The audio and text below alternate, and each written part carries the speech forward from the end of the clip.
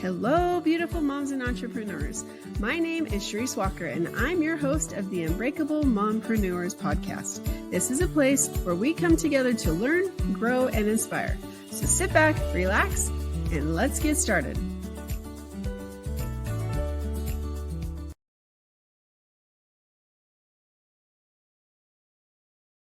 Hello, Unbreakable Mompreneurs. My name is Charisse Walker, and today I'm here with Mary Korn, and I am so excited because there's a saying that goes, if there's two people, you've either been fired or you haven't been fired. And so if you're a successful businesswoman in that executive world, you're one of those two people. So if you haven't been fired, kudos to you. But if you have, well, today we're going to talk about that because Mary, she has a phenomenal pedigree of things that she's done, but also what she's accomplished today. So Mary, without further ado, would you like to introduce yourself to our audience?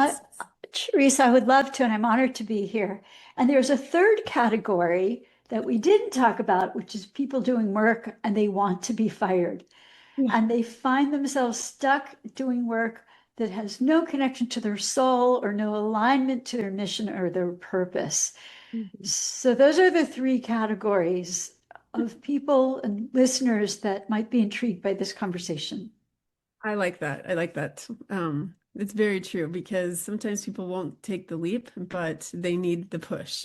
So tell us your story of what happened to you and how you got to where you are today. So I was a single mother. I was 46 years old, and I had been in this dreary job that had a great title and great pay, and it meant absolutely nothing. And I'd been on the job for close to 14 years, and I needed a change. And I took the first job that came along, and I lasted 2 months, and I was fired. And I had 2 daughters, and I didn't know how I was going to make ends meet. I didn't know how I'd pay the utilities or the taxes, or as you know, as a mother, there are a million of expenses for kids who haven't gone to college yet. I mean, college is its own expense. And the fear was paralyzing. It was overwhelming. But how I acted during this deep, dark period of my life resulted in building a business that was the passion of my life, that I built to 1,300 employees in over 30 states. And so for your listeners who are stuck doing jobs that leave their souls depleted, or they've been fired, I hope if one person walks away with a nugget, I feel like we've accomplished a lot, Charisse. I agree. I 100% agree. And I think that now you've built your new business, which we're going to talk about, and you now have over 1,300 employees, correct? Well, even more than that, I built the business and I sold it, which is a whole other thing for your entrepreneurs to think about, because a lot of times people don't even think of the end game, which is selling a business. And that's a whole other topic. I sold the business, and now I feel like my life purpose is talking to anybody who has been fired or just aching to do something that connects to their heart and their soul, because these are the listeners that we could help. See, and that's the whole purpose of why I started this podcast, because when I was let go, I had just separated from my now ex-husband, and I had opened up a college. So like this is December. I saw that. 2008, and then January of 2009 actually was Martin Luther King Day. I actually talked with them when that came up this year, and I said, hey, that's like the 16th anniversary of our separation. And because we get along now, but it's just interesting that so much was going on. And when I had got the college accredited, literally, I walked into the office, and my boss is sitting there, who lived in Arizona, and this other guy. And he's like, I go, well, hello, how can I help you? And he goes, Charisse, meet your replacement. Yeah. Oh, can you believe that? And I'm like, excuse me, what? And then they proceeded to want me to give him the lowdown on everything before they let me go. Like this guy was so racist. I mean, I'd tell him about my employees, and he's like, oh, well, and it was so bad. It was so bad. But he was moving back from Florida, and he wanted to move to Utah, and he had family here, and he needed a job. And so he was the best friends with the CEO of this company. And so my job was all of a sudden up for grabs. And so I had sent my kids off for like a month to their aunt's house so I could get the school accredited. I was living at the school like hours upon hours. And then to have that happen, it occurred to me at that point that, you know what? Never again will I kill myself literally to deal with this and not be appreciated. I'm totally replaceable. And I realized it. And so that's why I got into this. And so, women that are listening, especially mothers, like it's great to be a mom and it's great to feel fulfilled that way. But also in the business world, it's also a nice thing. And so to inspire women to get out there. And so the fact that you've done it is amazing.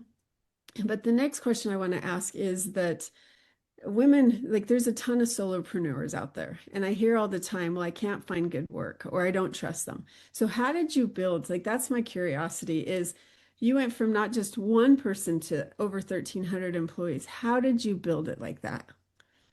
Oh, uh, how did I build it? Okay. So uh, so the reason I was fired, and I write all about this in the book that is yet to come out, but the reason I was fired is I should never have taken the job in the first place. Yep. But Charisse, you just said something very critical, which is no, you did not know you were going to be fired. Yeah. And what I didn't ask you is, did you do as your boss asked you to do? Did you train this person and give him the information? I did because for my integrity and for in the best interest of the employees and the school and the students, I did. But you were on the spot. I mean, you didn't have time to sleep on it or think about it. No.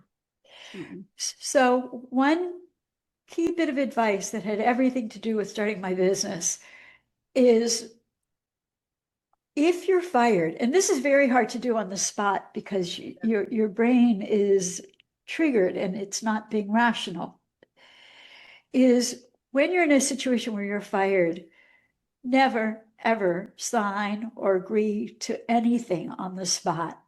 Oh. It's okay to excuse yourself and say you need some time to think. So when I was fired, I was offered a 1 month severance. But I knew enough to say on the spot, I have to think about it, but there's no way 1 month is going to work. I need 5 months. Good for you. And I got it. Oh, I see, got it. And good for that you. the point being is if any of your listeners might, you usually know if you might get fired, although you were caught off guard. Mhm. Never sign the paperwork on the spot, never agree to your severance terms. And many states have different rules about how long you have to think about it. I believe some states it's a month or two, but you do not have to sign anything on the spot. You don't. See, now I'm trying to think because that same day, and I don't even remember if it's my day, my son got kicked out of daycare. So I just remember because what happened with me is I went straight, and I don't remember if I worked for 2 weeks or if they let me they paid me. But what happened was I immediately contacted all my contacts at the corporate level and I started like, hey, are you aware of what just happened? They're like, oh my gosh, I can't believe it's a huge mistake because my school was performing more than my bosses. And so I ended up going to work for corporate, so I was able to work from home. So I wasn't technically like fired from the company. Right. I was just fired from that position, which was a huge blessing in disguise. I Yes. ended up making more money working from home. Yes. I wasn't having to commute and I was home with my kids. So I don't remember, but that is phenomenal advice because I think a lot of times, especially we as women, we uh we are taught to be compliant and be okay, sure, yes. Yeah. And men know that. Yeah. And so for you, you're like, okay, but that month isn't going to work. I love that you're like, no, and you got 5 months out of it. That's I phenomenal. did after only being there for 2 months. I know. So uh, I had some very good advice and I came in with a strategy. Mhm. Not everybody knows they're going to be fired, and it's really hard to think on your toes when you Yeah. are. But if Mhm. you remember this, do not sign the paperwork or agree to anything on the spot. You absolutely have the legal right to say, I have to think about it.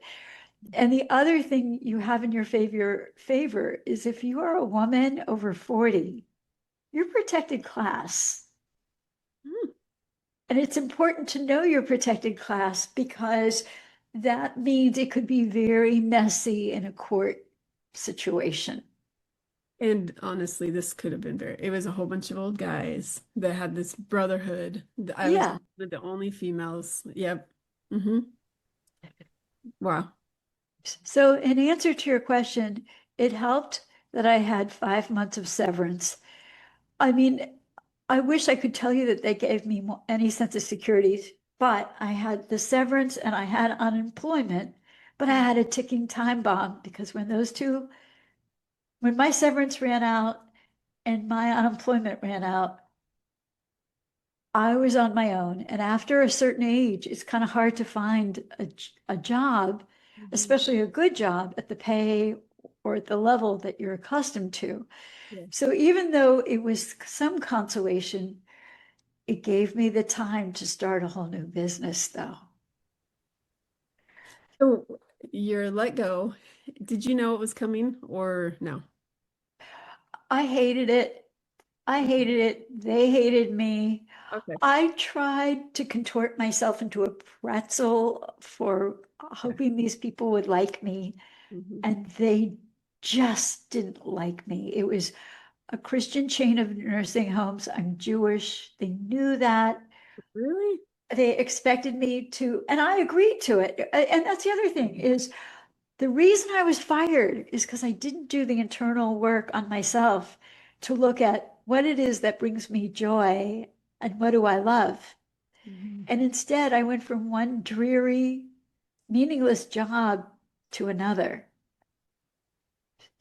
And I want to come back to something really important you said, which is when you were sort of fired, it was the best thing that ever happened.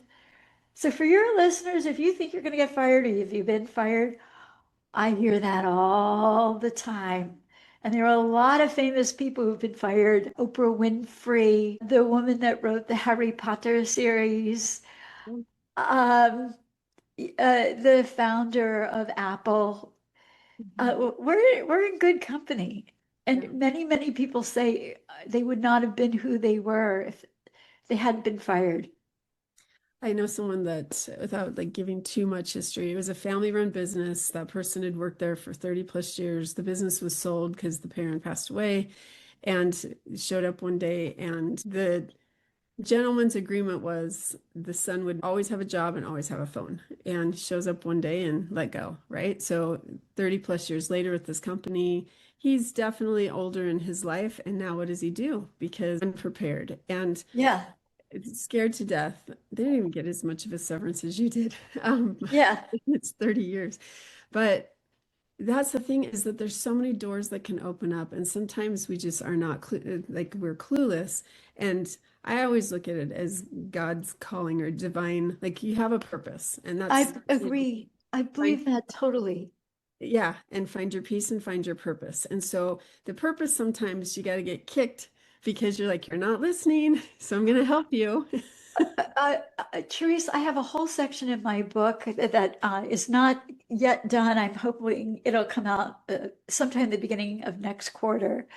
But it's about listening to the divine whispers because they were there the whole time. Yeah.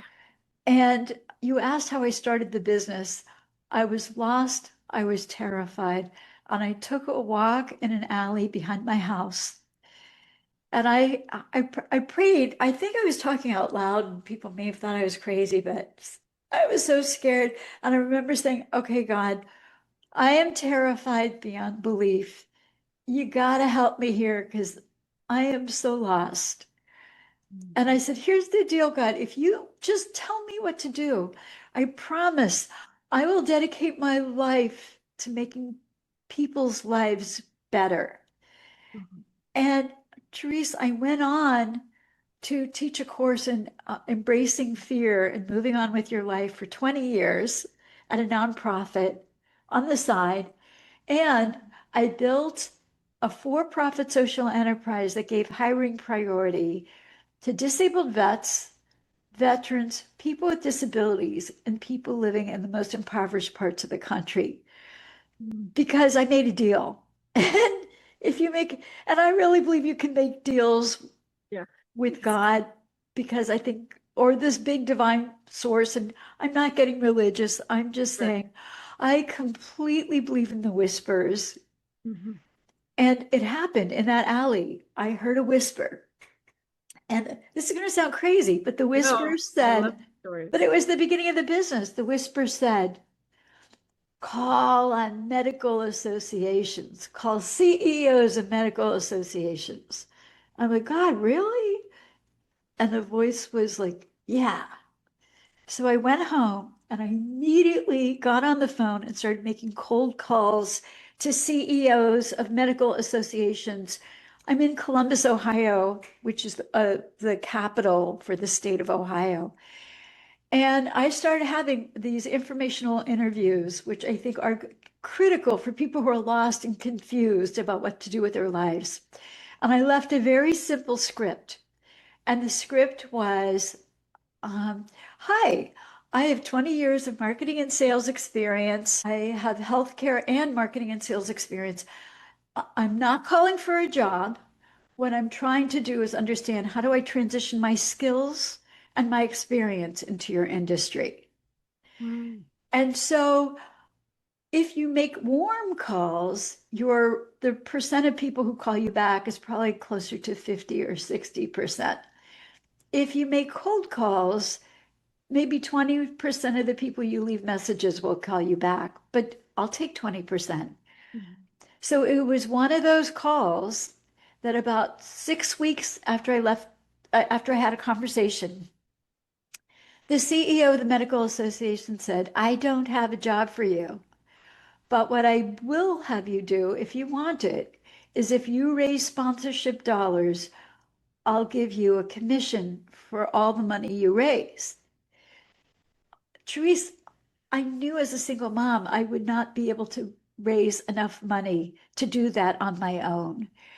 So I tried to hire able-bodied people, and this is making outbound calls for sponsorships. It's not something a lot of people want to do. Right. So my husband recommended, he was my boyfriend at the time. He said, hire this woman. She's a quadriplegic. She's MS, but her mind is great. And I met with her and her family's home. I hadn't even left before they cleaned off the dining room table. And what people don't know is there's all kinds of technology that enable people with disabilities to work from home.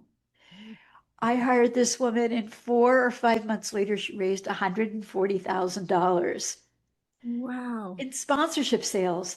And I thought, you know what? I'm onto something. So I started hiring people who were blind, paraplegic. I hired people who had a host of medical issues and they had to work at home. And when I got to about 10 employees, this is like this big divine hand. Mhm. I got a call from the Rehab Services Commission of Ohio, and they said, we have an $80,000 grant. We're not going to give it to you, but you tell us how to spend it because we want you to keep doing exactly what you're doing. And that's when I knew, without a doubt, there was this divine hand, this divine force. So I'm going to stop there to see how you're processing because you might think this is crazy. No, I love that. And I mean, I'm one that believes in all of that, right? Because I've Yeah. had so many experiences in my life that I really believe that we're led, there's a purpose. And I look at my husband's life and I mean, it's this path that you never know why, but he and I would never, he went through the darkest of dark, and had he not done like that happened to him, we would never have met. Like it wouldn't have happened, right? And so Yeah. I really think that when you have a purpose and the way that you're doing things, like the fact I love that you tapped into a resource of people that have so much to offer and are so talented and quite frankly, they're overlooked so many times. Oh, and they're so excited to work. Yeah. Yeah. So fast forward, because are we scheduled for just a half hour? Yeah, we are. I realized the association work would never get me to what my vision was because a vision came along. And again, I think it was like a vision from this divine source. I wanted to hire over 1,000 employees. It did not happen overnight, but I realized I would never make it with association business because it was sporadic, it was project driven, and I needed recurring revenue. And that's when I turned to government contracts. Okay. And it was through government contracts, and I was not an overnight success. I was a very long, slow success. But government contracts provided me a venue for offering competitive wages, really good benefits, and career pathways. Wow. And it was through government contracts that we finally grew to 1,300 employees. I am not an overnight success. I sweated bullets. I had fear the entire time. I never stopped feeling fear, but that's okay. You don't stop because you feel fear. You just do it anyway. That's so, I love your story. And so let's fast forward. You sold your company, right? I sold the company and it's going on a year and a half. And now my new mission, because I really feel if this, my calling is doing exactly what I'm doing with you, Mhm. which is, Charisse, if we've given hope Mhm. or insights to even one person who's your listening audience, we've both accomplished something very special. I love your authenticity and just your giving attitude. Like it's just so amazing that you've accomplished this and now you're out to serve people again. So Yeah. my question for those that are listening, that I love the advice that you gave that don't accept, think about it and you can get more severance. So the next question is like for somebody who does build their business and they're like, okay, you know what, I built it. I have people that are wanting to sell. What is something that you learned through because it's a long and there's a lot involved in selling your business. What is something you learned or some good advice? Never do a fire sale. Yeah. Surround yourself by an ecosystem to help you with the sale. Mhm. For me, I got an investment banker that was expert in my industry. So Okay. if your listeners are business owners, if you're a dentist, if you have a cleaning business, if you have a car business, it's really important to find an investment banker that knows your industry. Yeah. That's good. And if you don't do that, you're leaving money on the table. And by the way, unfortunately, there are very few women business owners who think of the end game, which is their sale. And unfortunately, many of them uh, may not have the respect that they're due as a business owner. So it's really important that if you think you're going to sell your business, even 5, 10 years away, you can't start thinking about it soon enough. And Mhm. I know we just have a few minutes, but when you sell a business, it's like getting your house ready to sell. You want to make strategic decisions way before you're ready to sell to bolster the value of your company. Get an investment banker you respects you, you trust, and knows your industry. That is such good advice. I love that. I love that so much. Okay, we're going to talk about motherhood, right? And Okay. so as a mother, especially as a single mother, it is tough sometimes. But what is one piece of advice that you would give a young mother that is just starting out? And it doesn't have to be just at that age. Surround yourself by your peeps. Try to minimize toxic relationships, and trust me, I know a lot of people have them in their family, and it will drain you, it will hurt you, it will deplete you. Surround yourself by people who get you and believe in you. Um, and like I said, I know sometimes you just can't cut out toxic people, but you have to have a peer group or at least one or two friends that will just bolster you when you're down and you're terrified. So surround yourself by people who are good for you. I love that. And I think that, again, we as women, sometimes we are raised to be compliant, as I said before, and like be the peacemaker, be the person, just, don't cause waves, just be Yeah. nice. You don't need to say what you're really thinking. And I think that sometimes I love that you talk about toxic people. And in our family, we can't choose our family, but we can choose our friends. Yes. And I think that sometimes the family members are the ones that are going to be the naysayers. Like I always hear, if you have an idea, don't go pitch it to your family because they're going to tell you no because they want to protect you. But if you have people that are not being supportive of you or being toxic, it's usually something internal that they're dealing with. Oh, it's their movie. Yeah, it has nothing to do with you. And so by you wanting to better your life, they're going to try to stump you so that they don't feel guilty that they haven't done Right. what you're ready to do. Would Yeah. just like to leave with this. My book is not out yet. It's called Fired to Inspired. On my website, which is www.firedtoinspired.com, I have two free downloadable workbooks.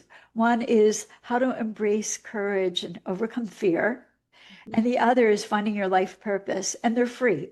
There's no cost, and they can pre-sign up for my book. If people want to find you, how would they do that? Go to my site, www.firedtoinspire.com, or LinkedIn, and it's just LinkedIn Mary Korn, MERRYKORN.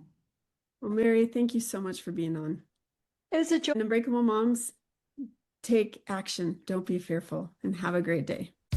Beautiful moms, remember, you are unbreakable. Keep illuminating the world with your strength, pursuing your dreams, and reveling in the splendor of motherhood. This is Charisse Walker, bidding you farewell for now. Stay tuned for more empowering conversations on the next episode of the Unbreakable Mompreneurs podcast. Until then, keep shining bright. Signing off with love, Charisse Walker.